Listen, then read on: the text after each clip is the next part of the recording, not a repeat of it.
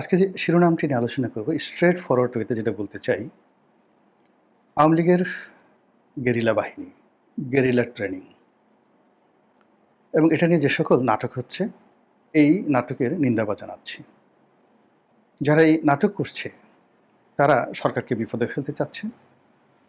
যারা এই নাটক করছেন তারা আগামীতে যারা ক্ষমতা আসতে চান নির্বাচনের মাধ্যমে তাদেরকে ভয় দেখাচ্ছেন এবং এই নাটকের মাধ্যমে জল ঘোলা করার জন্য এবং বাংলাদেশকে একটা বিশৃঙ্খল রাষ্ট্রে পরিণত করার জন্য যে মাস্টার প্ল্যান তারা করছেন, এতে কোনো পক্ষে লাভ হবে না, বরং সব পক্ষই ক্ষতিগ্রস্ত হবে। শিরোনামে যেটা বলছি যে মানে বাংলাদেশে এই মুহূর্তে আওয়ামী লীগ গেরিলার ট্রেনিং করবে, তা বাংলাদেশের মধ্যে বসুন্ধরাতে কনভেনশন সেন্টার ভাড়া করে। তারপর সেখানে সেনাবাহিনীর একজন কর্মরত মেজর এসে এই ঢাকায় বসুন্ধরার মতো জায়গাতে কনভেনশন সেন্টার ভাড়া করে আওয়ামী লীগের লোকদেরকে ঢাকা শহর থেকে জড়ো করে সেখানে বসিয়ে ঘন্টার পর ঘন্টা তাদেরকে শিক্ষা দিবেন কিভাবে AK-47 চালাতে হয়, কিভাবে গ্রেনেড মারতে হয়, কিভাবে গুপ্ত হত্যা চালাতে হয় প্রকাশ্যে। মানে মস্তিষ্কে যদি পছন্দ হয়, কি পরিমাণ অনুর্বর মস্তিষ্ক হলে একটা মানুষ এই ধরনের চিন্তা করতে পারে এবং এই ধরনের গল্প মানে তৈরি করতে পারে। দ্বিতীয়ত যে এখানে শিরোনামে ব্যবহার করছি যে দামড়া কি আর গাছে ধরে। আপনারা তো দামড়া জানেন, দামড়া আমরা সাধারণত গরুর বাচ্চাকে দামড়া বলি এবং এই দামড়াদের ছেলে মানে ধরুন প্রকৃতিগতভাবেই গরুর যে বাচ্চা, মেয়ে বাচ্চা যেগুলো হয় গাভী, তো সেগুলো একটু মানে প্রকৃতির ছেলে মেয়েদের মধ্যে যে ধরনের থাকে একটু শান্তশিষ্ট হয়। কিন্তু যেগুলো ছেলে বাচ্চা হিসেবে ষাঁড় হিসেবে ভবিষ্যতে হবে বা যেগুলো আবাল হবে, মানে যাদের বিসি কেটে ফেলা হবে, আবাল হবে, তাদের যে প্রাথমিক অবস্থা শৈশব থেকে কৈশোরের যে তার যে উত্থানটা, বাছুর থেকে যখন সে বলদ অথবা ষাঁড় হবে, এর মাঝামাঝি যে জায়গাটি কৈশোর, ওটাকে বলা হয় দামড়া। তখন তার শিং উঠেনি, কিন্তু সে দামড়া আশ্চর্য আশ্চর্য ঘটনা করে। তখন তার পৌরুষত্ব আসেনি, তখন সন্তান উৎপন্ন করার মতো বীর্য তার শরীরে তৈরি হয়নি, কিন্তু সে দেখা গেল দামড়া তার মায়ের সঙ্গে সঙ্গম করার জন্য মায়ের উপর ঝাঁপিয়ে পড়ে। এরপরে আপনার তার শিং হয়নি, কিন্তু এই অবস্থাতে সে দেখা গেল শিংওয়ালা একটা বড় গরু, কিংবা ধরুন কোনো গৃহকর্ত্রী বা গৃহের মালিক সে বসে আছে, তার উপর আক্রমণ করে বসলো এবং এই দামড়া সে জানে যে তার দাঁত শুধুমাত্র ঘাস খাওয়ার জন্য। দামড়া কিন্তু অনেক সময় অনেকে কামড় দিয়ে ফেলে, ভীষণ রকমভাবে কামড় দিয়ে ফেলে, তার একটা দুইটা তিন চারটা দাঁত উঠে, কিন্তু সে জোরে কামড় দেয়। এরপর সে যেখানে সেখানে চাটাচাটি করতে যায়, তার ধারালো জিব্বা দিয়ে সে যা পারে সব কিছু, এমন কোনো জিনিস নাই যে দামড়া সেগুলো টেস্ট না করে। তো এই কারণে বলা হয় যে মানে আমরা যখন কোনো নির্বোধ, বেকুব, রুচিহীন, অপদার্থ, তারপরে ব্যক্তিত্বহীন কোনো মানুষকে বোঝাতে চাই অনেকগুলো, তাকে আমরা বলি দামড়া। তো দামড়া জমিনে থাকে এবং গরুর পেট থেকে বের হয়, এগুলো বৈশিষ্ট্য।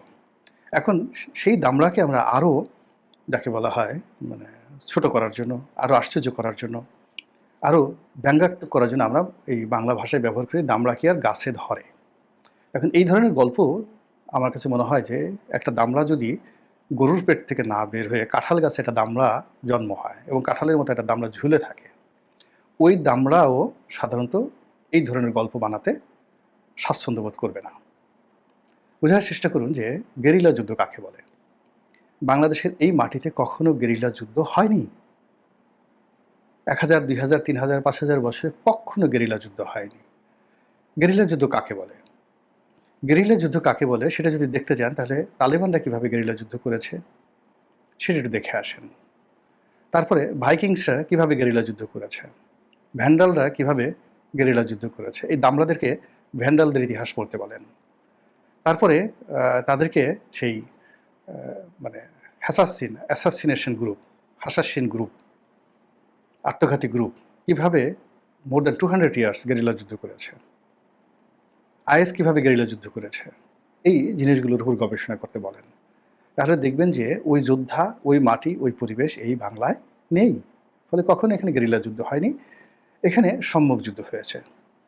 71-এর যে যুদ্ধটি, এটাকে অনেকে গেরিলা বলার চেষ্টা করে, কিন্তু এটা কোনো অবস্থাতেই গেরিলার মধ্যে পড়ে না।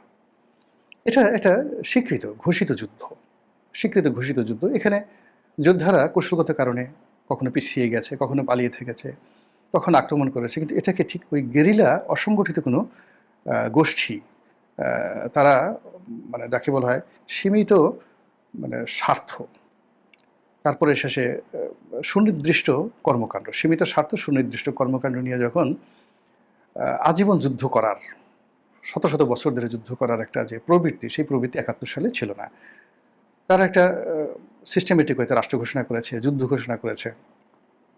তাদেরকে আশ্রয় দেওয়ার জন্য, প্রশ্রয় দেওয়ার জন্য পিছনে চেইন অফ কমান্ড ছিল, ভারত ছিল, ভারতীয় সেনাবাহিনী ছিল। তো এটার সঙ্গে আসলে সেই গেরিলা হয় না। ২ নম্বর হলো যে আওয়ামী লীগ যে কয়বারই ক্ষমতায় এসেছে, প্রায় সব সময়টাতে তারা কতগুলো ক্রিটিক্যাল সময় পার করেছে। ফলে গেরিলা যুদ্ধ কি, কত প্রকার, এখানে বাংলাদেশে কি ব্যর্থতা, পুরো জিনিস তাদের মুখস্থ। এখানে যত সন্ত্রাস হয়েছে গেরিলা যুদ্ধের নামে, জাসদ করেছে, জাসদ আসলে আওয়ামী লীগের সৃষ্টি করা। মানে আওয়ামী লীগের ক্রিম, যারা ছাত্রলীগের ক্রিম, তারাই আসলে আওয়ামী লীগ থেকে বের হয়ে আওয়ামী লীগকে হটানোর জন্য ছাত্রলীগ করেছে।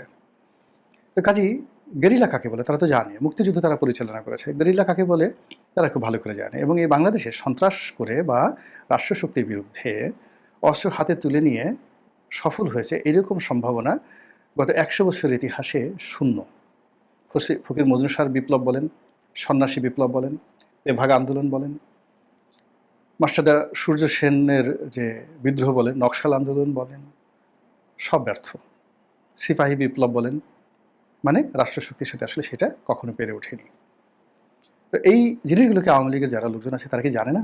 এরপরে ৭৫-এর ১৫ই আগস্টের পর কাদের সিদ্দিকী এরকম একটা গেরিলা বাহিনী করার চেষ্টা করেছিলেন। ৭১-এ তো তার একটা বিরাট বাহিনী ছিল, ১০ থেকে ১২,০০০ লোক তার আন্ডারে ছিল, সশস্ত্র মানুষ। তো সেই মানুষ তিনি চেষ্টা করেছেন, এবং সেই চেষ্টার পেছনে ভারতের সরাসরি হাত ছিল, এবং তখন তিনি সেই চেষ্টা বাংলাদেশে বসে করতে পারেনি। বাংলাদেশ থেকে পালিয়ে গিয়ে ভারতের সীমান্তের ওপারে গিয়ে নিরাপদ আশ্রয় পৌঁছে ওখানে গিয়ে কিছু করার চেষ্টা করেছেন, কিন্তু ফলাফল একেবারেই শূন্য, শূন্য, শূন্য, শূন্য।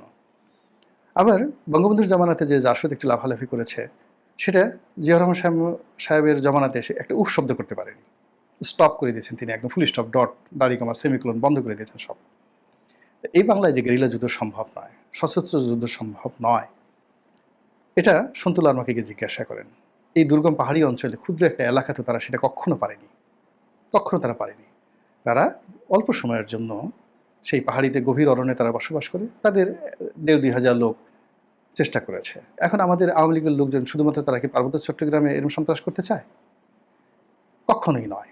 তারা যদি এখন পার্বত্য চট্টগ্রামে গিয়ে এরকম একটা সন্ত্রাসী বাহিনী গঠন করে, তাহলে সেখানে কেএনএফ, তারপর সেখানে শান্তি বাহিনী, অর্থাৎ ৩০-৩৫টি সশস্ত্র যে পার্বত্য সংগঠন রয়েছে, তার সঙ্গে সঙ্গে এই যে মায়ানমারের যে সমস্ত রোহিঙ্গাদের ৩-৪টি গ্রুপ রয়েছে, সীমান্তের এপারের এবং ওপারের, তো সব মিলিয়ে প্রায় ৪০টি গ্রুপ, উপগ্রুপ, সশস্ত্র গ্রুপ ৩টে পার্বত্য জেলার গহীন অরণ্যে আছেন। এরাই তো এখন আওয়ামী লীগের লোকজনকে ওই অঞ্চলে কোনো কিছু করতে গেলে মেরে ফেলবে, সম্ভবই না।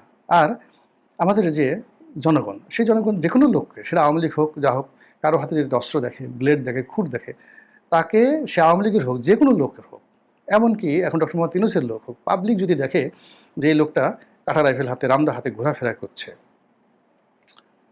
পাবলিক সংঘবদ্ধ হয়ে তাদেরকে পিটিয়ে মেরে ফেলবে। আমাদের এই সমাজ এই যে ডাকাতকে পিটিয়ে মেরে ফেলে, চোখ উঠিয়ে ফেলে, ফলে এখানে সশস্ত্র কোনো জিনিস আমাদের এই শান্তিপ্রিয় জাতি পছন্দ করেন, এটা আওয়ামী লীগ জানে। এখন সেই আওয়ামী লীগ বাংলাদেশে গেরিলা যুদ্ধ করছে, নাম্বার ওয়ান। এটা কোনো বেকুব দামলাও এই কথা চিন্তা করবে না। ২ নম্বর হলো পরিস্থিতিটা কি, যেখানে একটা মিছিল করতে পারছে না, যেখানে আওয়ামী লীগের কোনো একটা নেতা, বেশিরভাগ নেতা বিদেশে বসে তারা এখনো পর্যন্ত ভিডিও মানে কলে তারা কথা বলেন না। এখন পর্যন্ত শেখ হাসিনা যে কথাগুলো বলছেন, তিনি অডিও বার্তা দেন, কিন্তু তার মুখ দেখান না। কেন বলেন তো? যেখানে শেখ হাসিনা মুখ দেখাতে পারছেন না, যেখানে আপনার আওয়ামী লীগের কোনো শীর্ষ নেতৃবৃন্দ তারা মুখ দেখাতে পারছেন না, তো সেখানে বাংলাদেশে এমন কি বীর হয়ে গেল আওয়ামী লীগের মধ্যে, শেখ হাসিনার চেয়ে বড় বীর, ওবায়দুল কাদের চেয়ে বড় বীর, যারা এই বসুন্ধরাতে গিয়ে একসাথে ৪-৫ লোক বসে একেবারে সেই ক্লাসে যেভাবে সামরিক স্কুলে, মানে মিলিটারি একাডেমিতে যেভাবে মানে একজন প্রশিক্ষক যেভাবে অস্ত্র শিক্ষা দেয়, ট্রেনিং দেয়, ঠিক এইভাবে বসুন্ধরাতে বসে ট্রেনিং দিচ্ছে। মানে মেজাজটা ঠিক থাকে না।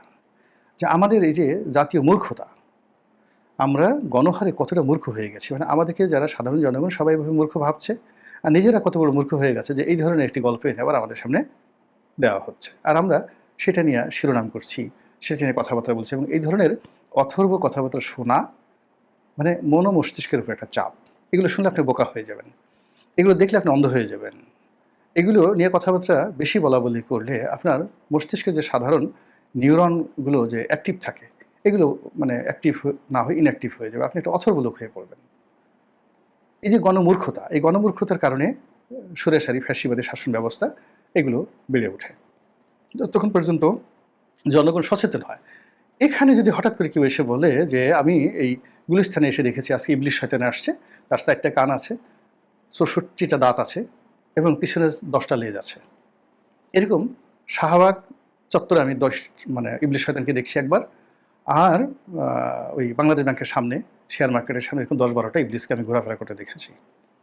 গায়ের রং নিচের অংশ সাদা, পা দুটো সাদা, ঘোড়ার মতো পা, হাত দুইখানা হলো মুরগির মতো হাত, এবং পেটটা গাধার মতো পেট, আর মুখটা হলো কি বলবো সেই জলহস্তির মতো। এই হলো ইবলিস। আপনি বলেন তো, বিশ্বাস করবেন আপনি? এই গল্পটা আপনার কাছে যতটা না মানে যাকে বলে অলৌকিক মনে হবে, অবাস্তব মনে হবে, নিষ্ঠুর মনে হবে, মিথ্যা মনে হবে, তার সাথে আওয়ামী লীগের এই মুহূর্তে গেরিলা যুদ্ধ, বিএনপির গেরিলা যুদ্ধ, ওই যে জামাত গেরিলা যুদ্ধ করছে আওয়ামী লীগ যে সময়, মানে আওয়ামী লীগের লোকজন বলতো আমি ঠিক তখন এই ভাষায় কথা বলেছি, সেগুলো 2011, 12, 13 সনের, 14 সনে, 15 সনে আমার ভিডিওগুলো দেখেন, লেখালেখিগুলো দেখেন।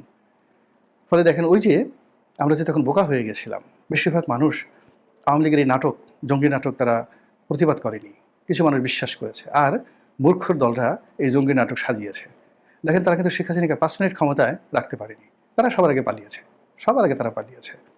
এখন এই যে ঘটনা তৈরি করা হচ্ছে, এটা মূলত সেনাবাহিনীকে ধ্বংস করার জন্য। একজন মেজর দেখেন যদি জুলুম করা, অত্যাচার করা হয়, সে বলে যে ঘটনার সাথে কারা কারা জড়িত, সে কোর্ট মার্শালে গিয়ে যদি জুলুম অত্যাচারে 100 জন জেনারেলের নাম বলে, তারপরে 100 জন তো জেনারেল নেই বাংলাদেশে, মেজর জেনারেল, কর্নেল, ব্রিগেডিয়ার থেকে শুরু করে শীর্ষ 100 জন কর্মকর্তার নাম বলেন, যারা বিএনপি করে বা ধরেন যারা জামাত করে, বা একটা গ্রুপ তাদেরকে টার্গেট করেছে, তাদের বিরুদ্ধে বলে তাদেরকে কোনো রকম বাছবিচার না করে আপনি চাকরি থেকে বহিষ্কার করে দিলেন, জায়গা ফাঁকা হলো, আর ওখানে গিয়ে আপনি বসে পড়লেন।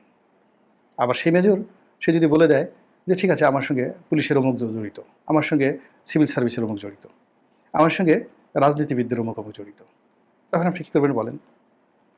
এই যে এটা যে একটা কত বড় বিশৃঙ্খলা তৈরি করছে এই ধরনের নাটক, সেই নাটকের ফলে দেখেন আমাদের সেই আওয়ামী লীগ জমানাতে এই নাটকের ফলে পুরো ইসলামাইজেশনটা থমকে দাঁড়িয়েছিল। যেভাবে পাইকারি হারে আলেম ওলামাদেরকে গ্রেপ্তার করা হয়েছিল, পাইকারি হারে যেভাবে জামাতের নারী পুরুষ সবাইকে গ্রেপ্তার করা হয়েছিল, বলেন তো আওয়ামী লীগের 2 পয়সা লাভ হয়েছে না ক্ষতি হয়েছে?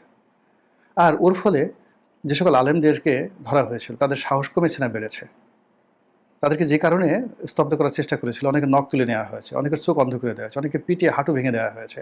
দেখেন তো তারা সেই অবস্থায় বের হয়ে এখন রাস্তায় আওয়ামী লীগের যেভাবে বিষোদ্গার করা হচ্ছে উইথ ডকুমেন্ট, প্রমাণ সহকারে। আওয়ামী লীগ জামানাতে একজন কর্নেল হাসিনুর রহমান র্যাবের, যে তাকে 2বার গুম করা হয়েছে। তো এত বড় গুম করার পর তাদের মুখ বন্ধ করা গেছে, দেখেন তথ্য এবং উপাত্ত সহ এখন হাসিনুর রহমান সাহেব সামনে এসে কি বলতেছে। তারপরে গোলাম আজম সাহেবের ছেলে, সালাউদ্দিন কাদের চৌধুরী সাহেবের ছেলে, মীর কাসিম সাহেবের ছেলে, যাদেরকে গুম করা হয়েছিল, আওয়ামী লীগের 2 পয়সা লাভ হয়েছে, ওখানে এখন তারা মানে নিজেরাই একটা জীবন্ত ডকুমেন্টে পরিণত হয়েছেন। আচ্ছা ধরুন যাদেরকে একেবারে গুম করে ফেলা হয়েছে, মেরে ফেলা হয়েছে, সেই 7 মার্ডার, কিংবা ধরুন ইলিয়াস আলী, এরকম অজানা অনেক পরিবার থেকে গুম করা হয়েছে, যাদেরকে খুঁজে পাওয়া যায় না, যাবেও না। আওয়ামী লীগের লাভ হয়েছে? সেই পরিবারগুলোর কি খুব বেশি ক্ষতি হয়েছে? কিচ্ছু হয়নি। তো এই সকল নাটক ফাটক বাদ দিয়ে আওয়ামী লীগকে যদি নিষিদ্ধ করেছেন, ভালো কথা, এখন রাজনৈতিকভাবে মোকাবেলা করেন, সুন্দরভাবে মোকাবেলা করেন, ভালো ভালো কাজ করেন। শেখ হাসিনা যে সকল মন্দ কাজ করেছে একটাও করার দরকার নেই। শেখ হাসিনা যে সকল ভালো কাজ করেছে আপনি তার চেয়ে আরও 10 গুণ ভালো কাজ করেন।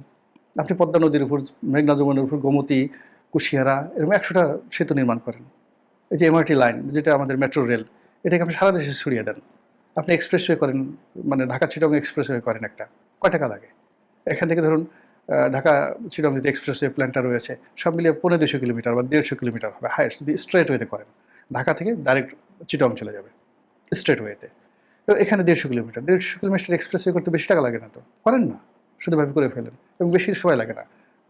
চীন বলেন, জার্মানি বলেন, জার্মানির অনেক প্রতিষ্ঠান আছে, জাপানের অনেক প্রতিষ্ঠান আছে, ওআইসি কর্পোরেশন থেকে শুরু করে বিশ্বনন্দিত অনেক প্রতিষ্ঠান আছে। আমি চায়নাতে অনেক জার্মান প্রতিষ্ঠান দেখেছি, ১০০ বছর আগে রাস্তা করেছে, এখন পর্যন্ত অক্ষত। যারা জীবনে কখনো ঘুষ দেয় না। জার্মান জাতি মানে জাপানিরা ঘুষ দেয়, আমেরিকানরা ঘুষ দেয়, ইংল্যান্ডরা ঘুষ দেয়। একমাত্র পৃথিবীর যে জাতি, গোষ্ঠী যারা ঘুষ দেয় না, এগুলো জার্মানি। জার্মানির ওদের ওই রক্তের মধ্যে একটা সততা আছে।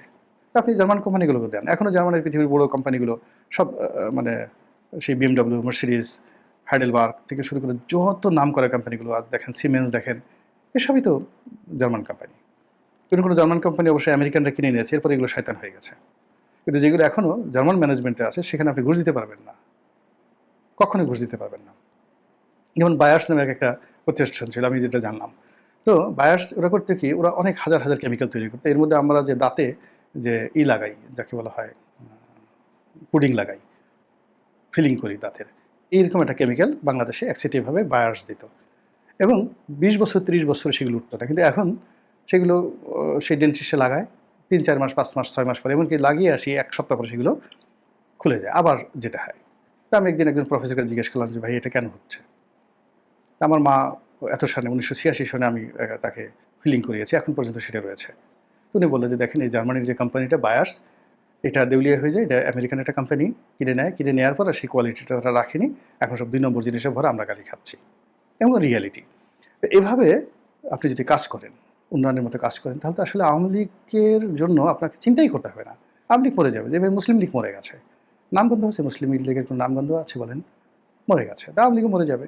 কিন্তু তা না করে এই যে যত নাটক করার চেষ্টা করবেন, এই নাটক করার চেষ্টা করার পরে এই যে সমস্ত লোক আওয়ামী লীগ করতো না, তারাও সারা জীবন আওয়ামী লীগ করতে থাকবে। মহান আল্লাহ আমাদের সবাইকে হেদায়েত